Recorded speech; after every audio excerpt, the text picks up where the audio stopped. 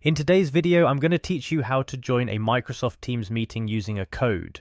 Microsoft Teams has become an essential tool for collaboration and communication, especially in a world that's increasingly moving towards remote work and digital meetings. Whether you're joining a meeting set up by your company, school, or just about any organization, knowing how to enter a meeting with a code is a skill that can come in handy. First things first, let's start with the basics. You'll need to navigate to the Microsoft Teams website. It's pretty straightforward. Once you're there, you'll see the option to sign in. This is your first step. Click on sign in and enter your account details. This could be your company email, school email, or any other email affiliated with the Microsoft Teams account. Once you've successfully logged in, the next step is to navigate to your calendar within Teams.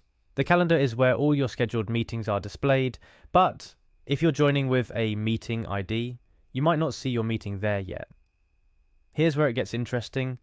Look for the option that says Join with an ID. This is specifically designed for instances where you have been given a meeting ID and passcode to join a meeting, but it's not automatically appearing in your calendar.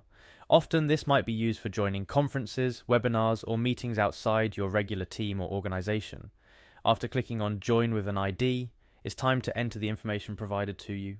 This will consist of two pieces of information, the meeting ID and the meeting passcode. The meeting ID is unique to each meeting, ensuring that participants join the correct session. The passcode adds an extra layer of security, preventing unauthorized access. Carefully type in both these details. Taking extra care to ensure accuracy here can save you time and potential frustration. Finally, once the ID and passcode have been entered, you'll see the option to join a meeting with an ID. Click on this to proceed. It's pretty straightforward, but it's always a good reminder to make sure your microphone and camera are set up the way you want them before joining. You might also want to join a few minutes early, especially if it's an important meeting or if you're unfamiliar with the process. And there you have it. You've successfully joined a Microsoft Teams meeting using a meeting code. This process is a great way to connect with others when meetings aren't directly shared with you through the Teams platform. Remember, practice makes perfect. Don't be afraid to familiarize yourself with these steps ahead of time, so when the moment comes, you'll join your meeting seamlessly. Thanks for tuning into today's tutorial.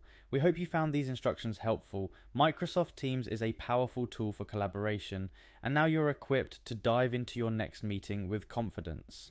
Happy meeting!